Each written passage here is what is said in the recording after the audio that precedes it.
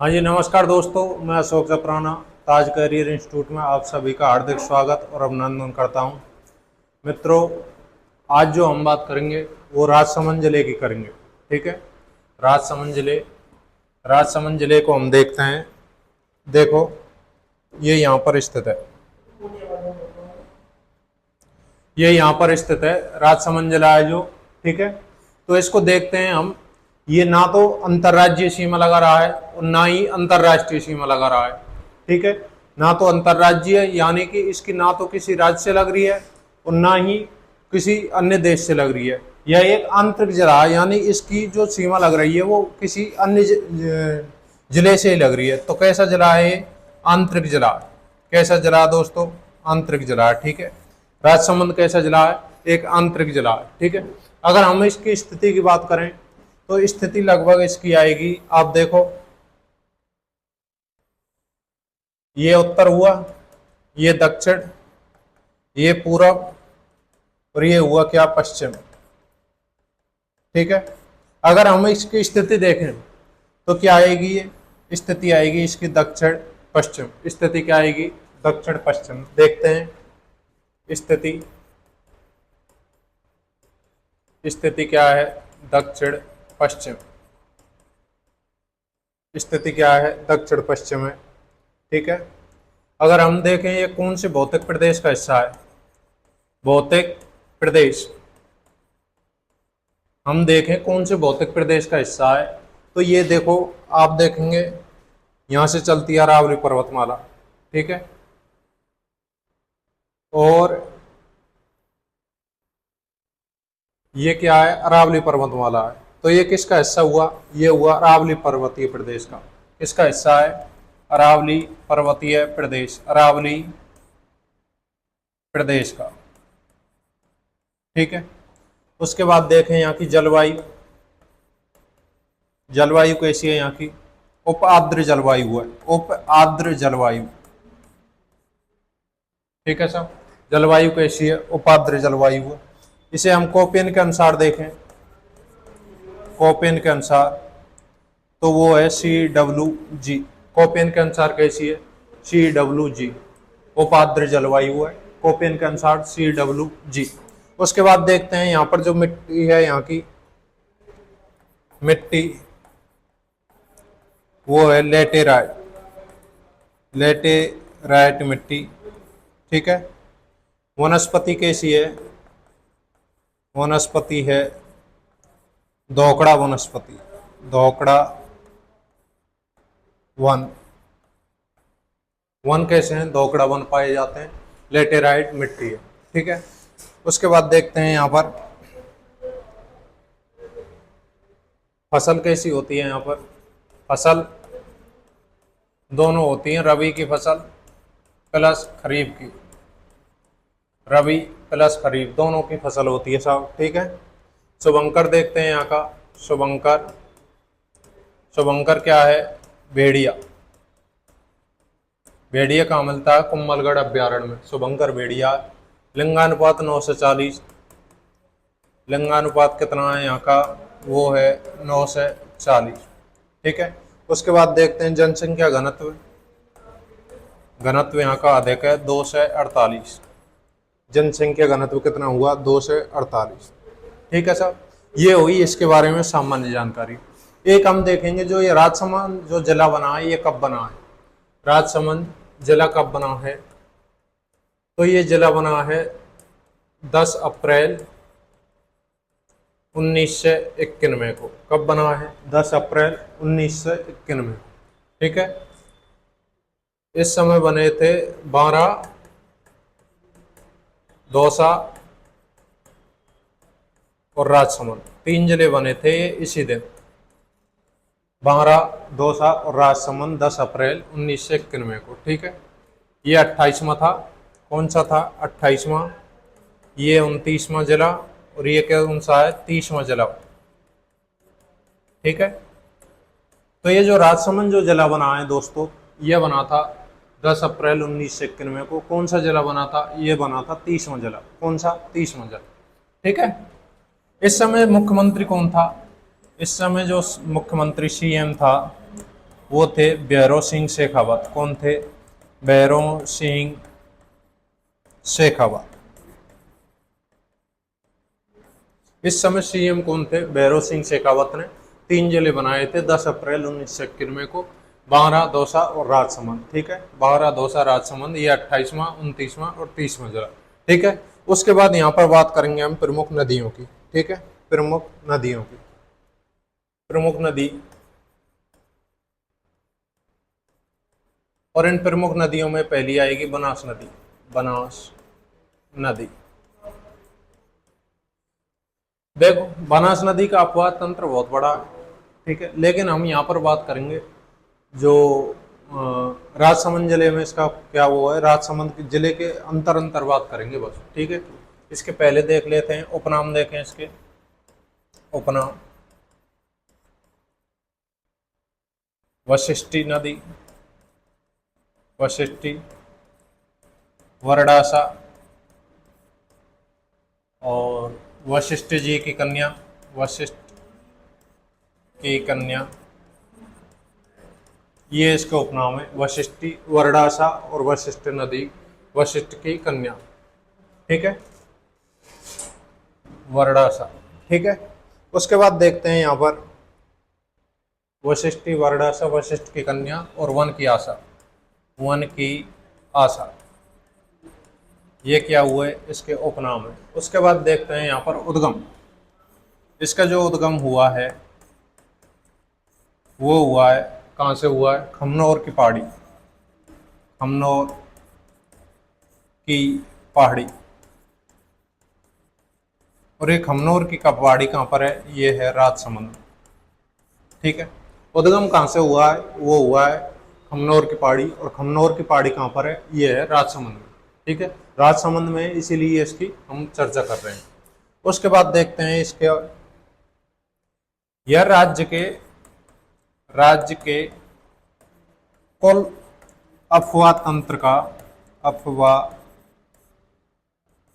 तंत्र या क्षेत्र का 9.80% प्रभावित करती है।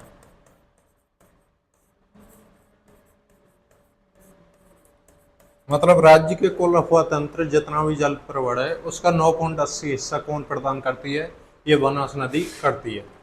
उसके बाद देखते हैं यह राज्य की भाव की दृष्टि से या अफवाह की दृष्टि से, भाव की दृष्टि से सबसे बड़ी नदी है, बड़ी नदी है। ठीक है, अब आप कहेंगे सब बड़ी नदी या लंबी नदी तो कौन सी है? वो है चंबल। चंबल है जो वो लंबाई की दृष्टि से सबसे लंबी है या सबसे बड़ी है। लेकिन जब अफवाह तंत्र की बात आती है या भाव की बात आती है तो बनास नदी है। इसकी सहायक नदियों से संबंध, अगर इसके प्रवाह क्षेत्र को देखें तो सबसे बड़ा किसका है? बनास नदी का साहब। ठीक है, उसके बाद देखते हैं यहाँ पर, यह टोंक जिले में सर्प के आकार में बहती है, सर्पलाकार आकृति में। टोंक जिले में कैसे बहती है? सर्पलाकार आकृति में। टोंक जिले में कैसे बहती है दोस्तों? वो बहती है सर्पलाकार। उसके बाद देखते हैं यहाँ पर संगम बने हुए हैं इस नदी पर। और संगम कौन कौन से हैं? इस नदी पर जो संगम बने हुए हैं, पहला संगम है बींगोद, भीलवाड़ा, बींगोद भीलवाड़ा। ठीक है, ये बींगोद भीलवाड़ा का जो है बनास, बेड़च और मेनाल,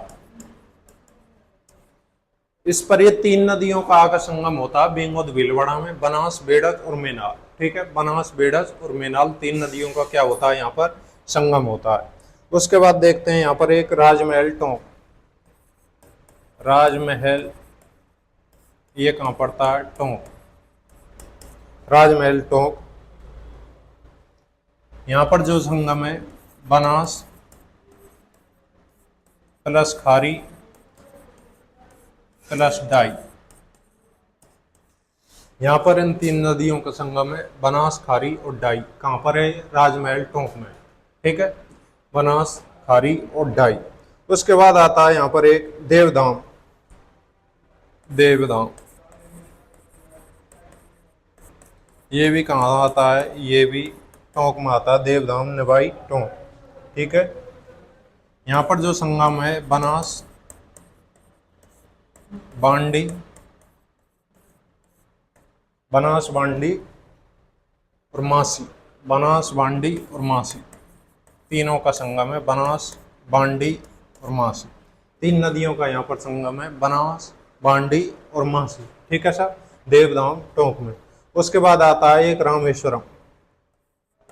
रामेश्वरम ये कहाँ पर है? सवाई माधोपुर में। सवाई माधोपुर। ठीक है, सवाई माधोपुर में क्या? रामेश्वरम। यहाँ पर जो संगम है वो है बनास, चम्बल और सीप। सीप। ठीक है, ये चार संगम बने हुए हैं इस नदी पर। बेंगोल, बनास, बेडच मेनाल, राजमहल, बनास, खारी डाई, देवधाम टोंक, बनास, बांडी और मासी, रामेश्वरम, सवाई माधोपुर, बनास, चम्बल और सीप। ये सभी वेरी मोस्ट हैं, ये इनमें से जरूर क्वेश्चन बनता है एक न एक संगमों से। ठीक है, ये सभी किस पर बने हुए हैं? ये बने हुए हैं सभी बनास नदी पर। ठीक है सर। उसके बाद दूसरी नदी आती है यहाँ पर, कोठारी नदी। कोठारी नदी। ठीक है, कोठारी नदी का जो उद्गम हुआ है वो हुआ देवेर की पहाड़ी। उद्गम देवेर की पहाड़ी। देवेर की पहाड़ी। और ये देवेर की पहाड़ी ये कहाँ पर पड़ती है? ये भी राजसमंद में है। ठीक है, देवेर की पहाड़ी कहाँ पर पड़ती है? राजसमंद में। ठीक है साहब। कोठारी नदी पर एक तो यहाँ पर बागौर सभ्यता स्थित है। कौन सी? बागौर सभ्यता। और ये बागौर सभ्यता कहाँ पर है? ये है भीलवाड़ा में। ठीक है, बागौर सभ्यता स्थित है। ये बागौर सभ्यता कहाँ पर है? ये भीलवाड़ा में है। ठीक है, और भीलवाड़ा में तो इसका जो डिटेल में जो पर्चा करेंगे, डिटेल में जो इसकी चर्चा करेंगे वो भीलवाड़ा जिले पढ़ाएगा, इसके बाद जब करेंगे। ठीक है, बागौर सभ्यता है। एक इस पर मेजा बांध बना हुआ है। क्या बना हुआ है? मेजा बांध बना हुआ है। ये भी कहाँ पर बना हुआ है? ये भी भीलवाड़ा में। ये भी कहाँ पर है? भीलवाड़ा में। एक तो बागौर सभ्यता है, एक मेजा बांध है। ठीक है, और ये मांडलगढ़ में ही जाकर, मांडलगढ़, भीलवाड़ा, भीलवाड़ा में जाकर किस में मिल जाती है? मांडलगढ़, भीलवाड़ा में जाकर बनास नदी में मिल जाती है। बनास नदी में मिल जाती है। मांडलगढ़, भीलवाड़ा में जाकर किस में मिल जाती है? ये बनास नदी में मिल जाती है। ये हुए कोठारी नदी। ठीक है सर। उसके बाद आती है एक खारी नदी। कौन सी आती है? खारी नदी। इस खारी नदी का जो उद्गम हुआ है वो हुआ बिजराल की पहाड़ी। बिजराल की पहाड़ी। ठीक है, खारी नदी का जो उद्गम हुआ है वो कहाँ से हुआ है? बिजराल की पहाड़ी। और बिजराल की पहाड़ी कहाँ है? ये भी राजसमंद में ही है। ठीक है, बिजराल की पहाड़ी कहाँ पर है? राजसमंद।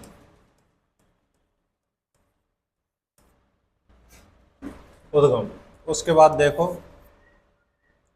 बनास, खारी और डाई, इन तीनों का जो संगम हुआ है वो कहाँ पर हुआ है? वो हुआ राजमहल। कहाँ पर हुआ? राजमहल। और ये राजमहल कहाँ पर पड़ता है? ये पड़ता है टोंक में। ठीक है, बनास, खारी और डाई तीनों का जो संगम है वो कहाँ पर है? राजमहल टोंक में। ठीक है, ये प्रमुख यहाँ की नदी हुई। उसके बाद देखते हैं यहाँ पर झील आती है, राजसमंद झील। राजसमंद झील। ठीक है, कौन सी झील आती है? राजसमंद झील आती है। इस राजसमंद झील का जो निर्माण करवाया था वो महाराजा राज सिंह ने करवाया था अकाल रात कार्य के समय। ठीक है, निर्माता कौन है? निर्माता महाराणा राज सिंह। महाराणा राज सिंह। क्यों करवाया था? अकाल रात के समय करवाया था महाराणा राज सिंह ने। ठीक है सर। उसके बाद देखो, इसमें जो पानी गिरता है वो गिरता है गोमती नदी का। इस राजसमंद झील का जो निर्माण करवाया है, इसमें जो पानी आता है उस पानी को रोक कर करवाया था, वो गोमती नदी का पानी आता है किसमें? राजसमंद झील में। अकाल रात कार्य के समय ये करवाया था। तीसरी बात देखें यहाँ पर, वो है यहाँ पर एक नौ चौकी की पाल बनी हुई है। नौ चौकी की पाल। ठीक है, राजसमंद झील के किनारे नौ चौकी की क्या बनी हुई है? पाल बनी हुई है। एक इसी झील के किनारे क्या है? राज प्रशस्ति। क्या बनी हुई है? राज प्रशस्ति। ठीक है, राज प्रशस्ति क्या है? ये 25 शिलालेख है। शिलालेख 25 शिलालेख पर उत्कीर्ण है ये राज प्रशस्ति। और ये किससे संबंधित है? ये मेवाड़ के इतिहास, मेवाड़ का इतिहास लिखा हुआ है इन पर। ठीक है, यहाँ पर एक राज प्रशस्ति है। ये राज प्रशस्ति 25 शिलालेखों पर लिखी हुई है और इन पर क्या लिखा हुआ है? मेवाड़ का इतिहास। ठीक है, इसका जो रचनाकार है, इसका जो रचनाकार है वो है रणछोड़ भट्ट। रणछोड़ भट्ट। इस प्रशस्ति का जो रचनाकार है वो कौन है? रणछोड़ भट्ट। इसमें मेवाड़ का इतिहास लिखा हुआ है। ठीक है, और किस भाषा में लिखा हुआ है? ये संस्कृत भाषा में। कौन सी भाषा में? संस्कृत भाषा में। और ये जो राज प्रशस्ति है ये एशिया की सबसे बड़ी प्रशस्ति है। एशिया की सबसे बड़ी क्या है? प्रशस्ति। एशिया की सबसे बड़ी प्रशस्ति है कौन सी? राज प्रशस्ति। इस पर राज प्रशस्ति लिखी है, 25 शिलालेख हैं। 25 शिलालेखों पर क्या लिखा हुआ है? मेवाड़ का इतिहास लिखा हुआ है। ठीक है, रचनाकार कौन है? रणछोड़ भट्ट। किस भाषा में लिखी है? संस्कृत भाषा में लिखे हैं। और यह एशिया की सबसे बड़ी प्रशस्ति है। कौन सी प्रशस्ति है? वो है राज प्रशस्ति। ठीक है सर। उसके बाद देखें यहाँ पर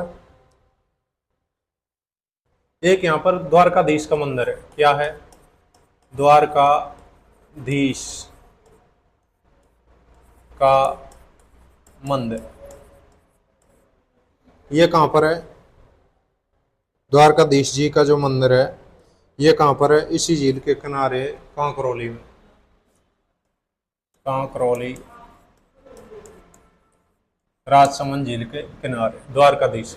ये द्वारकाधीश का जो मंदिर है ये वल्लभ संप्रदाय से संबंधित है। वल्लभ संप्रदाय। कौन से संप्रदाय से संबंधित है? वल्लभ संप्रदाय से संबंधित है। क्या? द्वारकाधीश जी का मंदिर। ठीक है, इस पर जो मेला लगता है वो लगता है कृष्ण जन्माष्टमी को। कब लगता है? कृष्ण जन्माष्टमी को लगता है। ये हुई हमारी राजसमंद झील के बारे में सामान्य जानकारी। ठीक है, उसके बाद देखते हैं यहाँ पर एक और झील आती है, नंद समंद झील।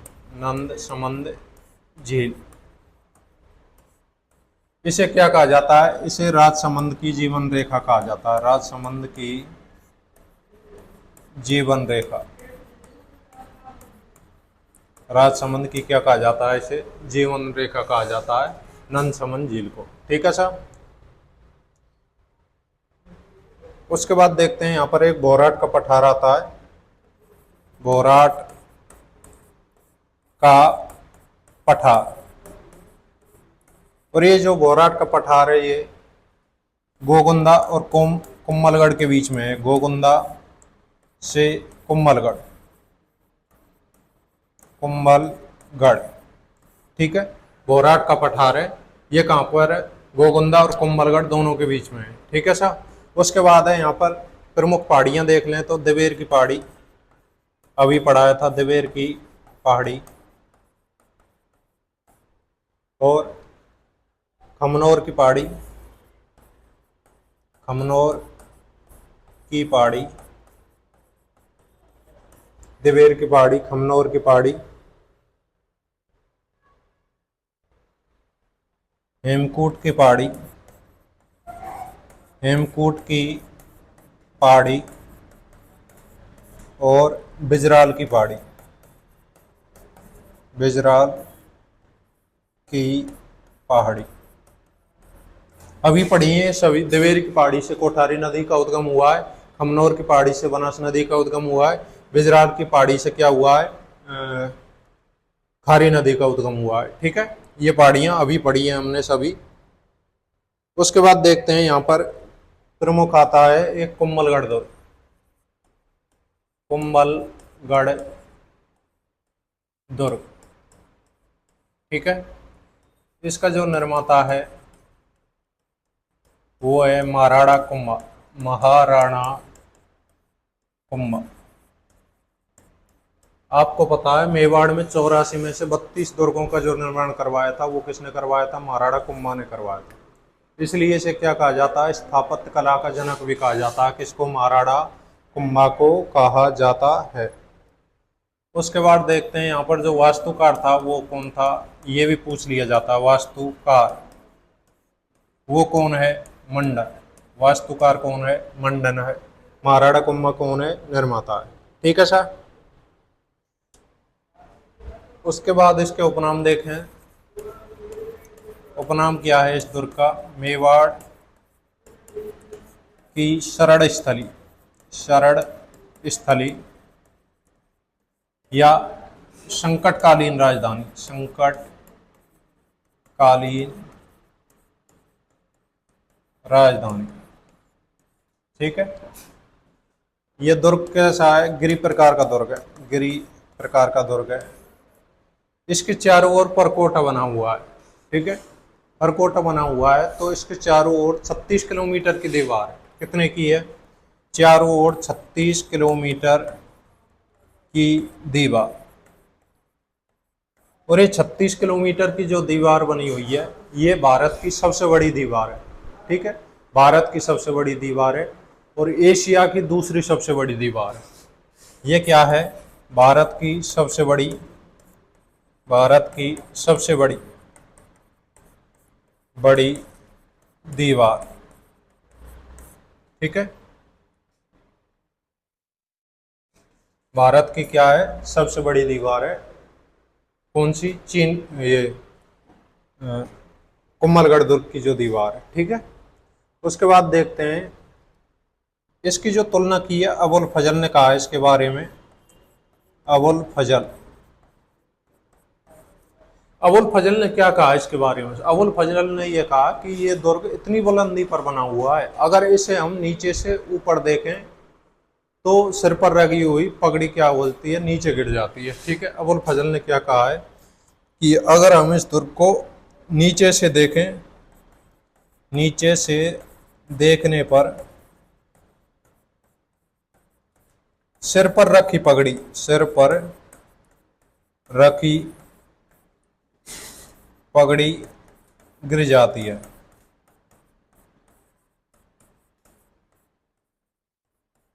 ठीक है, अबुल फजल ने कहा है। उसके बाद जो इसकी कर्नल जेम्स टोड ने, कर्नल जेम्स टोड ने जो इसकी तुलना की है वो की है एस्ट्रोस्कन से। किससे की है, एस्ट्रोस्कन। कर्नल जेम्स टोड ने जो इसकी तुलना की है वो किससे की है, एस्ट्रोस्कन से, ठीक है। एक इसमें कटारगढ़, दुर्ग के अंदर एक और दुर्ग है, कौन सा है, कटारगढ़, कटारगढ़, ठीक है। यह तलवार के समान होने के कारण इसका क्या नाम है, इसका नाम है कटारगढ़। तलवार के समान होने के कारण क्या कहा जाता है, इसको कटारगढ़ कहा जाता है। इसी कटारगढ़ में बादल महल बना हुआ, क्या बना हुआ है, बादल महल, और ये जो मादल महल है ये क्या था, कुंभा का निवास, कुंभा का क्या था, ये निवास स्थान था। ठीक है। कटारगढ़ को क्या कहा जाता है, मेवाड़ की आंख कहा जाता है, मेवाड़ की आंख। जो इस कुंभलगढ़ दुर्ग के अंदर एक अन्य दुर्ग बना हुआ है कटारगढ़, उसको क्या कहा जाता है, उसको मेवाड़ की आंख कहा जाता है दोस्तों। ठीक है।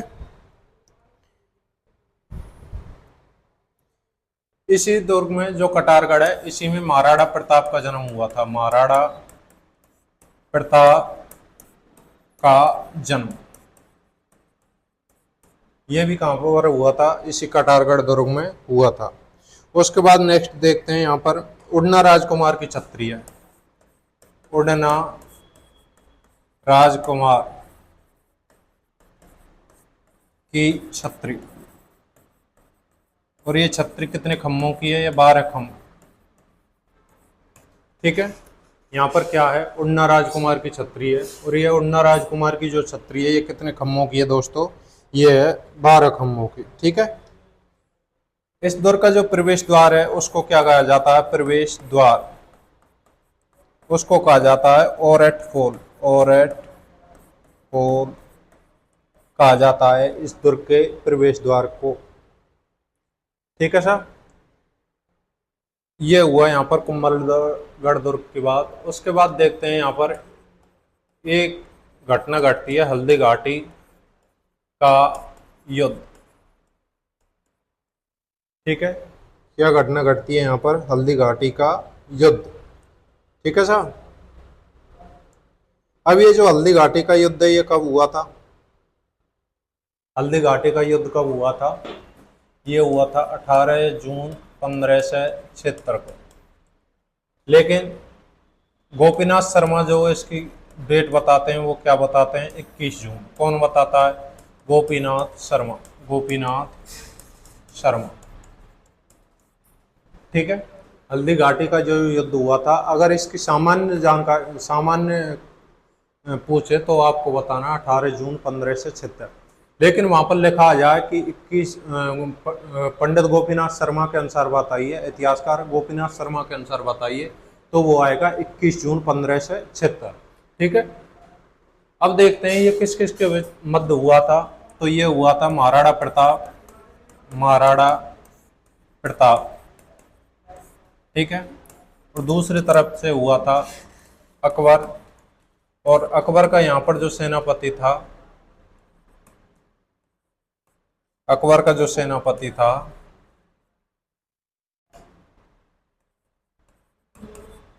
वो था मानसिंह,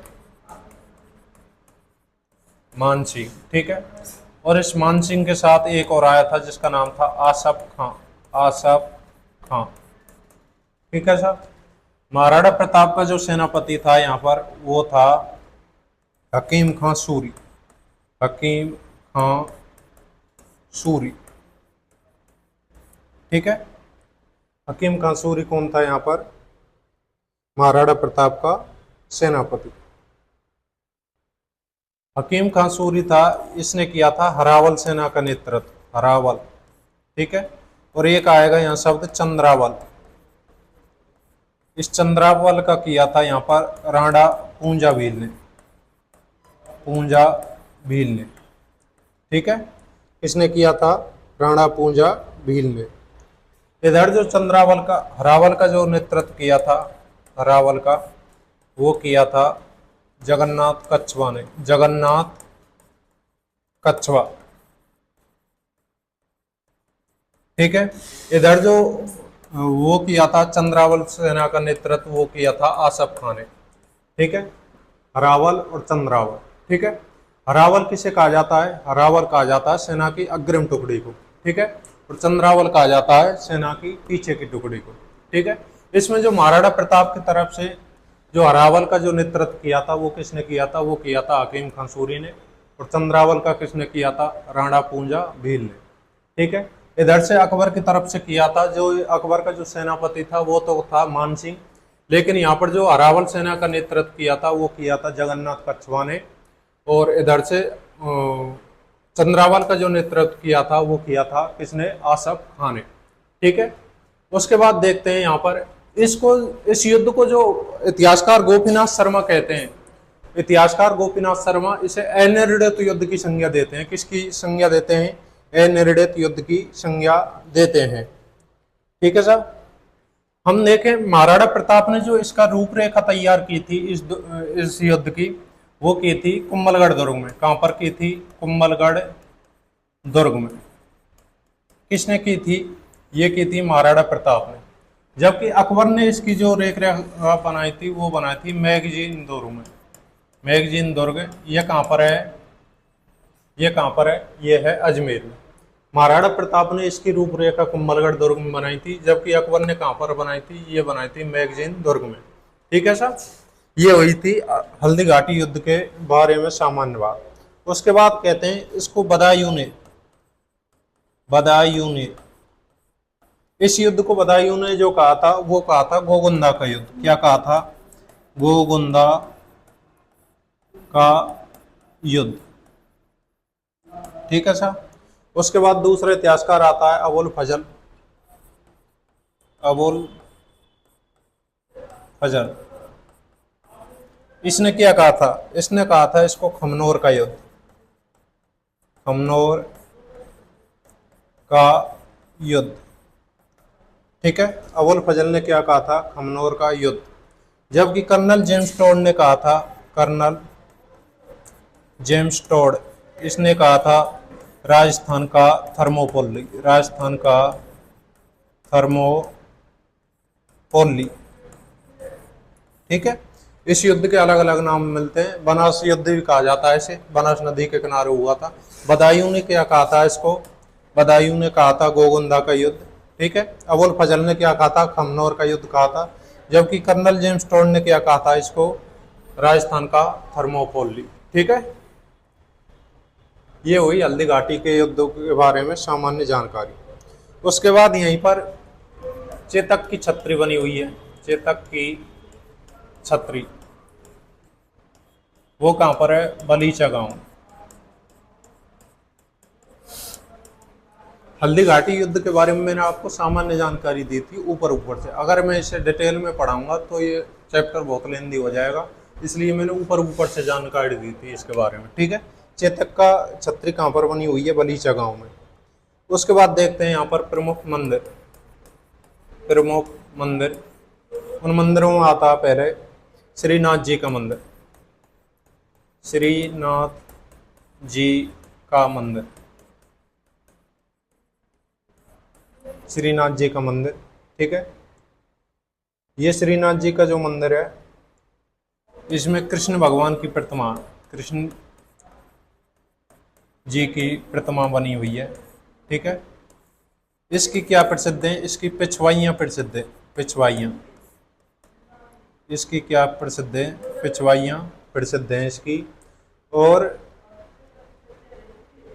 यह वल्लभ संप्रदाय से संबंधित है। किस संप्रदाय से? वल्लभ संप्रदाय से। ठीक है। कृष्ण की प्रतिमा है। इसकी जो पिछवाइयाँ हैं इनका ध्यान दीजिए। पिछवाइयाँ क्या हैं?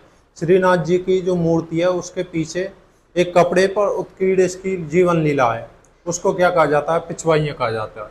और यहाँ से क्वेश्चन आ जाता है कि पिछवाइयाँ किसकी प्रसिद्ध हैं? श्रीनाथ जी की पिछवाइयाँ प्रसिद्ध हैं। ये मंदिर कहाँ पर है? राजसमंद में है। ठीक है। उसके बाद यहाँ पर आता है चार भुजानाथ का मंदिर। कौन सा मंदिर आएगा? चार भुजानाथ का मंदिर, चार भुजानाथ का मंदिर। ठीक है। चार भुजानाथ जी का मंदिर बना हुआ है यहाँ पर। नेक्स्ट देखते हैं ये कि यहाँ पर नीलकंठ महादेव का मंदिर आता है। नीलकंठ महादेव मंदिर, महादेव मंदिर, नीलकंठ महादेव जी का मंदिर आता है। चार भुजानाथ जी का, द्वारकाधीश जी का मंदिर मैंने आपको कराई दिया था। उसके बाद आते हैं यहाँ पर प्रमुख मेले, मेले। प्रमुख मेलों में आता है यहाँ पर गणगौर मेला, गणगौर मेला। ठीक है।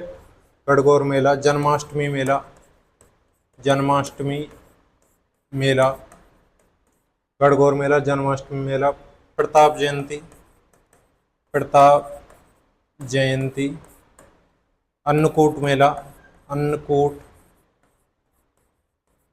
मेला, अन्नकूट मेला। और देखें हम हल्दी घाटी मेला, हल्दी घाटी, हल्दी घाटी मेला, ये यहाँ के प्रमुख मेले हैं। गणगौर मेला, जन्माष्टमी मेला और गुलाबी गणगौर मेला। ठीक है, गुलाबी गणगौर या गणगौर एक ही। देव झूलनी मेला, देव झूलनी, देव झूलनी मेला, ये यहाँ के क्या हुआ है प्रमुख मेले। उसके बाद बात करते हैं यहाँ पर एक यहाँ का नाथ द्वारा का डांग नृत्य प्रसिद्ध है। नाथ द्वारा का डांग नृत्य, डांग नृत्य यह कब किया जाता है? यह होली के अवसर पर किया जाता है, होली के अवसर पर। ठीक है, नाथ द्वारा का क्या है? डांग नृत्य प्रसिद्ध है। कब किया जाता है? होली के अवसर पर किया जाता है। ठीक है सर।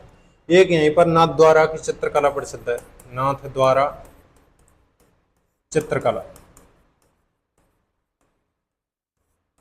चित्रकला की बात करें यहाँ पर नाथ द्वारा की,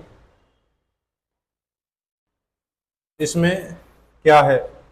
कृष्ण की बाल लीलाओं से संबंधित है, कृष्ण की बाल लीलाएं, कृष्ण भगवान की क्या है इसमें? बाल लीलाएं हैं। और देखते हैं हम यहाँ पर इसकी जो प्रमुख विशेषता है इसकी, वो है पिछवाइयाँ, पिछवाइयाँ।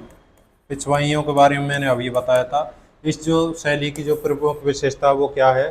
पिछवाइयाँ हैं। ठीक है, इसका जो स्वर्णकाल कहलाता है, स्वर्णकाल, वो महाराणा राज सिंह का काल कहलाता है, राज सिंह का काल। स्वर्णकाल किसका कहलाता है? महाराणा राज सिंह का काल। ठीक है, चित्रकार कौन कौन हुए हैं इसके? चित्रकार देखते हैं हम, उदयराज, उदयराज, नारायण, चतुर्भुज, चतुर्भुज। ठीक है, ये क्या हैं? ये यहाँ के प्रमुख चित्रकार हैं इस शैली के। उसके बाद आती है यहाँ पर एक देवगढ़ शैली। कौन सी शैली आती है? देवगढ़ शैली। ठीक है, इस देवगढ़ शैली को जो प्रकाश में लाने का जो श्रेय जाता है, प्रकाश में लाने का श्रेय जाता है, वो जाता है श्रीधर अंधारे, श्रीधर अंधारे। ठीक है, इसको जो प्रकाश में लाने का श्रेय जाता है वो किसको जाता है? श्रीधर अंधारे को। ठीक है, इसके जो सामंत थे, इस शैली के जो सामंत थे, उसको 16वें उमराव कहा जाता है। क्या कहा जाता है? 16वें उमराव। कौन सी शैली के? देवगढ़ शैली के जो सामंत थे उनको 16वें उमराव कहा जाता है। ठीक है, इसमें जो चित्र हैं वो है चितारा की ओवरी, चितारा की ओवरी, ओवरी और मोती महल। ठीक है, यहाँ पर वर्ड हैं, ये चित्र हैं जो। उसके बाद देखते हैं यहाँ के जो चित्रकार हैं, चित्रकार बैजनाथ, चोखा, कमला। ठीक है, ये यहाँ के क्या हुए प्रमुख चित्रकार? बैजनाथ, चोखा और कमला। ठीक है सर। इस प्रकार हमारा ये दुर्ग, ये जिला खत्म होता है। इस जिले के बारे में एक बार और मैं दोबारा रिपीट करना चाहूँगा। देखो,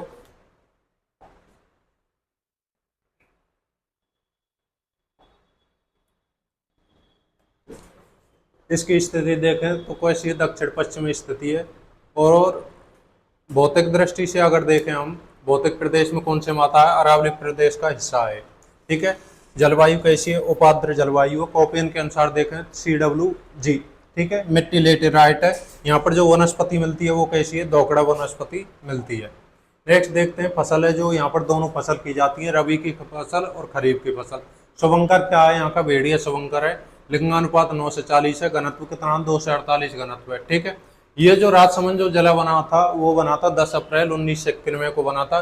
इस समय जो मुख्यमंत्री थे वो कौन थे? भैरव सिंह शेखावत। ठीक है, इस समय जो तीन जिले बने थे इसी दिन, बारह, दौसा और राजसमंद। बारह, दौसा और राजसमंद, ये 28वां, 29वां, और ये कौन से नंबर का जिला है, ये है 30वें नंबर का जिला।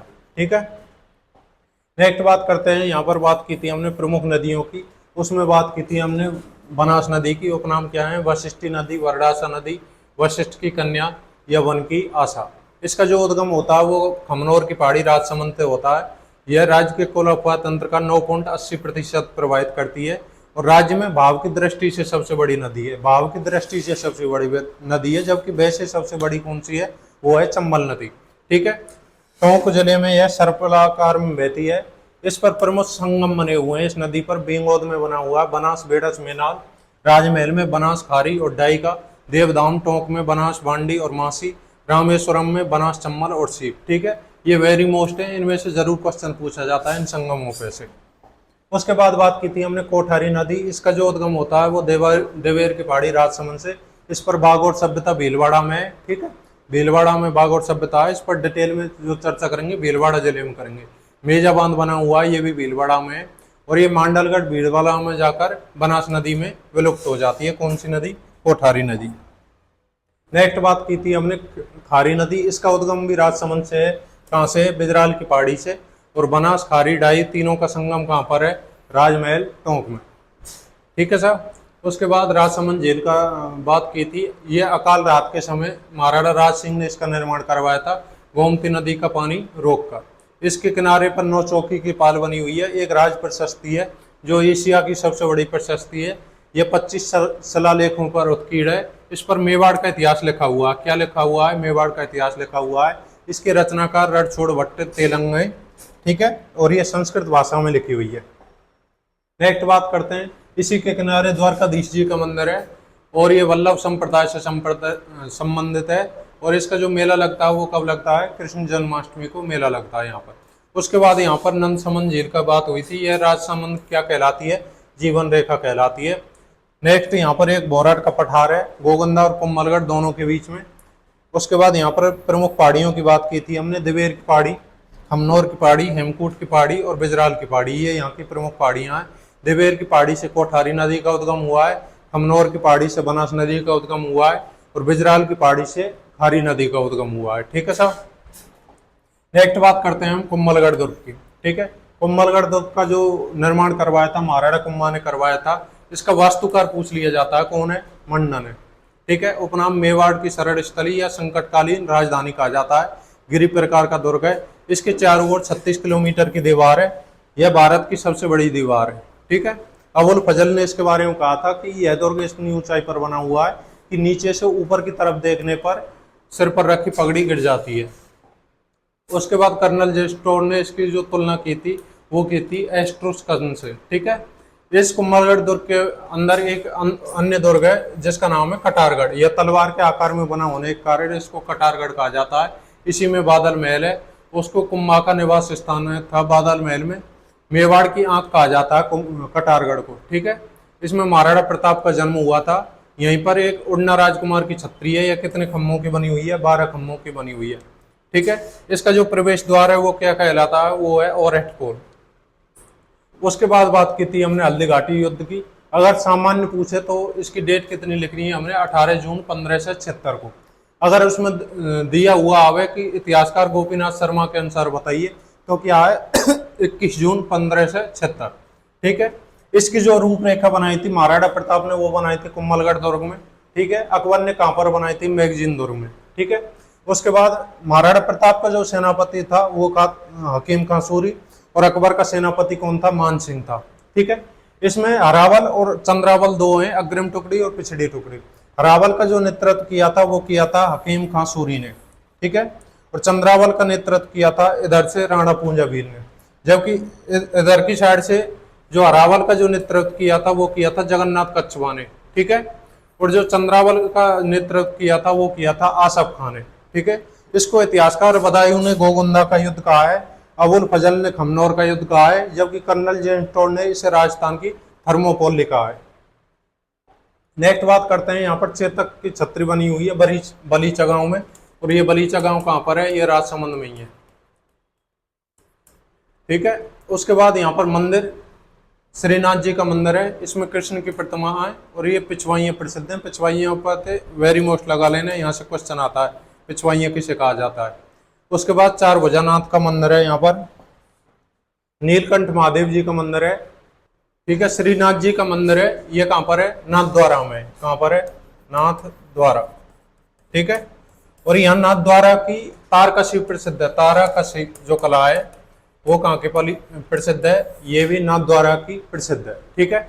यहाँ पर श्रीनाथ जी के मंदिर में कृष्ण भगवान की प्रतिमा है और यहाँ की पिछवाइयाँ प्रसिद्ध है, ठीक है। एक चार भुजानाथ जी का मंदिर है, यहीं पर नीलकंठ महादेव जी का मंदिर है। उसके बाद बात की थी हमने प्रमुख मेलों पर, गढ़गौर का मेला, जन्माष्टमी मेला, प्रताप जयंती मनती है यहाँ पर, अन्नकूट का मेला लगता है, हल्दी घाटी मेला लगता है और देव झूलनी मेला लगता है यहाँ पर। ये प्रमुख यहाँ के मेले हुए। नेक्स्ट बात की थी हमने, वो की थी नाथ द्वारा का डांग नृत्य प्रसिद्ध है, ठीक है। यह होली के अवसर पर किया जाता है। नाथ द्वारा चित्रकला की बात की थी, यह कृष्ण भगवान की बाल लीलाओं से संबंधित है और इसकी जो प्रमुख विशेषता है वो है पिछवाइयाँ। पिछवाइयाँ किसे कहा जाता है, कृष्ण भगवान के पीछे की तरफ जो पर्दा लगा होता है उस पर कृष्ण की संपूर्ण जीवन लीला उत्कीर्ण होती है, ठीक है। इसका जो स्वर्ण काल है वो महाराणा राज सिंह का स्वर्ण काल कहलाता है। इसके प्रमुख चित्रकार उदयराज, नारायण और चतुर्भुज। नेक्स्ट एक यहाँ पर देवगढ़ शैली है, इसको जो प्रकाश में लाने का श्रेय जाता है वो जाता है श्रीधर अंधारे को। वेरी मोस्ट क्वेश्चन है, ये पूछ लिया था, ठीक है। इसके जो सामंत हैं वो 16वें ऊमराव कहलाते हैं, 16वें ऊमराव, ठीक है। चितारा की उबरी मोती महल यहाँ पर उत्कीर्ण है। इसके प्रमुख चित्रकार हैं बैजनाथ चोखा और कमला, ठीक है। All the best, thank you, मिलते हैं नेक्स्ट वीडियो में।